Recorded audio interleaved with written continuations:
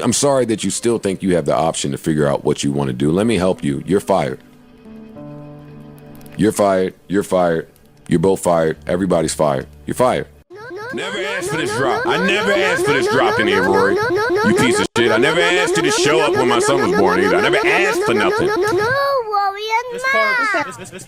It's Parks. It's Parks' house. It's Parks' engineering. It's Parks' kindness and grace, you fucking piece of shit. What's good, people? It's your boy The Kitchen. Now, when I look at these past clips of the 2021 breakup, a few things come to mind. One being, how did something so beautiful and fruitful end so tragically? And number two, why does Joe hate Rory and Mal so bad? And why did his overall opinion change over the years? Well, today we find out. What's good, people? It's your boy The Kitchen. Now let's take this back to 2021, where the infamous breakup would happen. And a lot of fans would be shocked and disappointed as something that seemed to be so amazing. I mean, the chemistry. It was really lightning in a bottle. There was no other podcast like it. So for it to end so suddenly, a lot of people were disappointed and a lot of people were obviously surprised. And most of all, people wanted to know why. And at the start, a lot of people just thought that these guys needed time away from each other because, I mean, episodes prior to the breakup, you would see a lot of tension, especially between Rory and Joe. I mean, every other week, Rory would make shady remarks. Every other week, Rory would invite Joe to his hands. So I just chalked it up to, you know what? It's been 3-4 years that these guys have been next to each other. They're going to get tired of each other. They've done over 400 episodes at that time. So being next to somebody for 400 episodes, there's bound to be some friction, so I just chalked it up to that. But then, as the days went on, Mal will go on to tweet that respect is non-negotiable. And he will go on to tweet some other tweets relating to that. And a lot of the fans started to catch on that something could be wrong. And it is not just a mental health break that is the problem. Because in fact, many fans on Twitter would at Joe and ask him what is going on. What is the actual problem here? And Joe wouldn't respond. And if he did respond, it would be very vague. But once he was off Twitter, he obviously didn't stop his podcast, as he would invite Ish and Ice. And that would be our first time meeting these guys. And honestly, it would be a mixed response. Some people would actually like the new addition, and some people would hate it. Some people want Rory and Mal. They're so used to seeing Rory and Mal that these two new guys, they were kind of seen as these replacements. So off the rip, people just didn't like them. And I was one of them. I didn't really like Ice and Ish when I first saw them, because I'm thinking in my head, yo, you can't just replace Rory and Mal after all these years.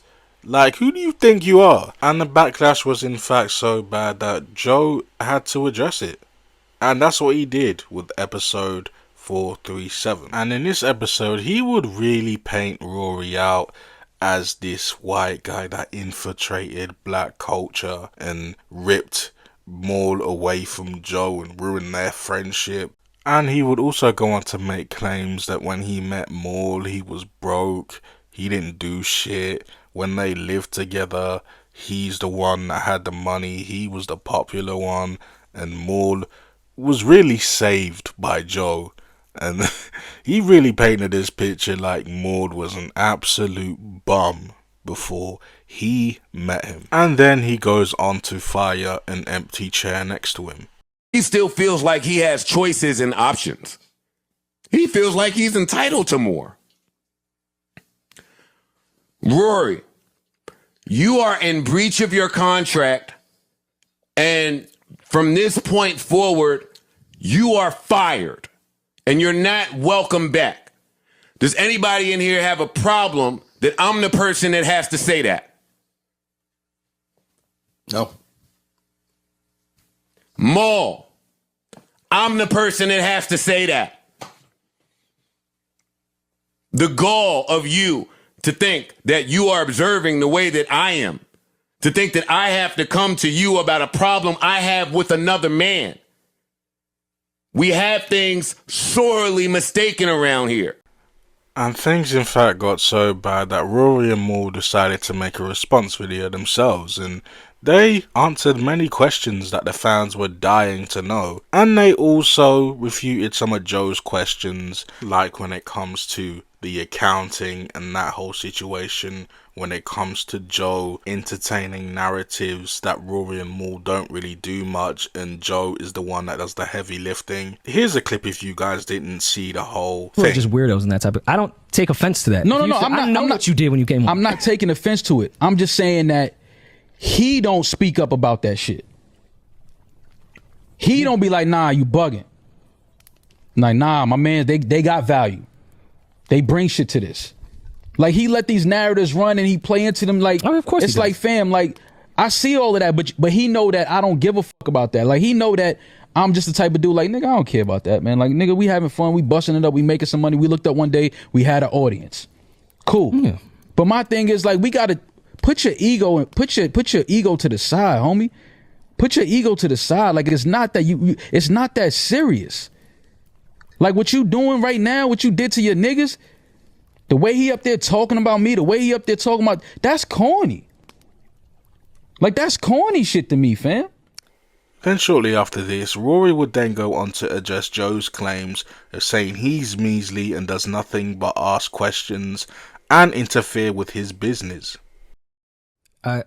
Like, you saying things that really offend me. Him saying Rory's measly ass and that I was trying to manipulate shit.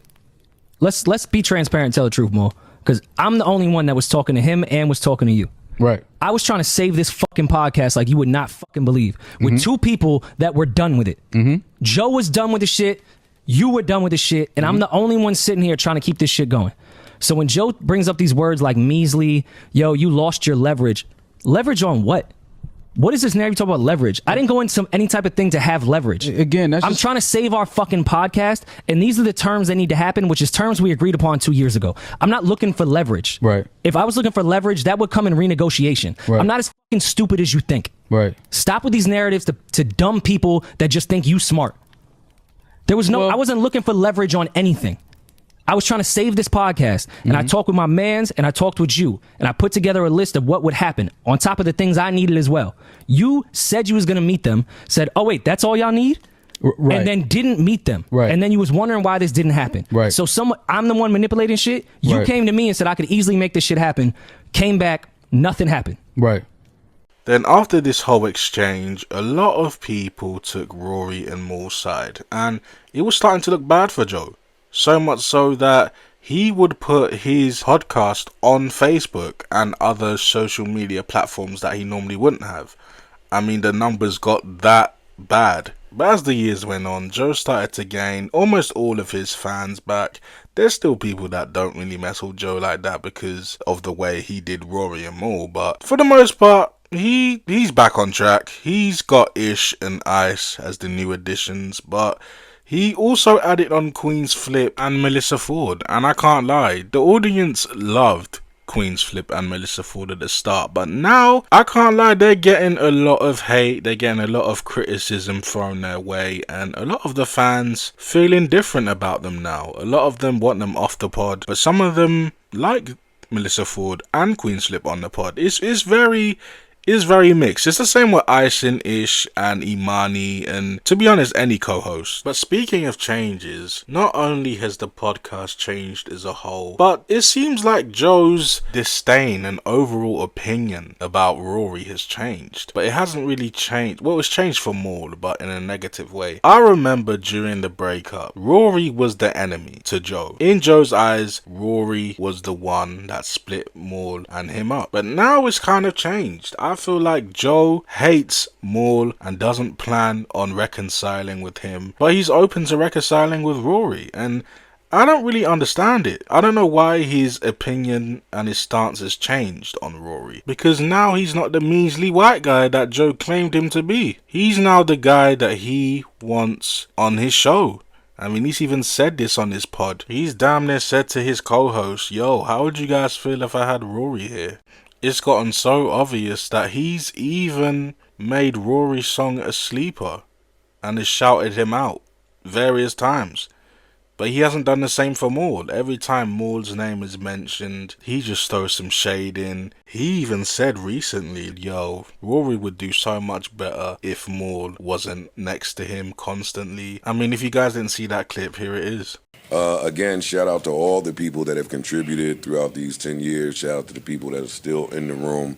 I'm not trying to be funny. I wasn't trying to be funny. There you go. I wasn't trying to be funny. Shout out to we them. got Pop a I should have played Rory's song as a sleeper, as a nod to him. That would have been fire, right? We got to do a Leon toast for the Thomas 10 years joint. before we get out of here. Rory gonna take off when he. Oh, all right, getting free advice. Next week, Rory, I got you. I'll play the sleeper, man. And it's actually funny because every time Joe is mentioned around Rory and Maul, Maul is still adamant on not ever wanting to reconcile with him ever again. He's always stood on that, to be honest. He doesn't want to talk to him. But Rory, he seems pretty neutral in my opinion. I mean, even with this Lex Andrea episode that they were on recently, they explained this. And if you guys didn't hear that, here it is. Well, I It got a was like- messy question. Mess it up. Do y'all ever, it's like no room for reconciliation No. ever. Me? No. It's no beef at this point in my life, but it's nah, and I don't think they want that either. Yeah. Like, Yeah. I think my ex told me this that stayed with me forever. Why do you continue to have beef with people? Why can't y'all just coexist? Yeah. What's wrong with there being Oh no yeah, I beef? don't have beef with nobody. Yeah. Like it's What's- not beef. What's but wrong if even if you run into that person or like cross paths, like why would you even everyone could just coexist. Yeah, it's no beef. Everyone can And just and coexist. Everything's okay. Big on saying that. Like- I'm always making sure we clear that Mm-hmm. I don't have beef with, or we don't have beef with anybody. Yeah. Okay. But for me personally, I'm not speaking for Rory, I'm speaking for myself. There's no room for reconciliation, conversation, none of that. Yeah. You feel like it's just been too There's much no room for that, that. like disrespect and stuff. But also, Absolutely. what's Yeah. wrong with that though? Like, It's not wrong. just- But no, if- like, For me- like, for if me- y'all If y'all see each other, If y'all Just see each just other, would you coexist. like dab him up? Like Dab? would you dab No, Joe I'm not up saying that. and Just, be- just coexisting. No. If y'all was even in the same only spot, just- because as men, certain things were said. Mm. Okay. That's understandable. But how do you guys feel about this? Do you guys feel like Joe secretly wants Rory? Do you feel like he regrets some of the things that he said during the breakup? Or do you guys feel like he's just playing a game of divide and conquer? Because that would be a smart move. Big up Rory while shitting on Maul. Telling Rory he could achieve everything he wants, everything he ever needs. He just needs to leave Maul. That's all he needs to do. And you never know, Rory might be thinking that behind the scenes. It's a great game. It's a great chess game. Or do you guys feel like this is just content? Let me know in the comments. I feel like these guys have landed pretty well though. Joe seems to be doing well. Rory and Maul seem to be doing well. So they're both pretty much doing their thing. So I don't think either of them really think about each other like that. They only think about each other when other people mention them. But hey, like I said, let me know how you guys feel in the comments. And until next time, it's your boy The Kitchen. Deuces.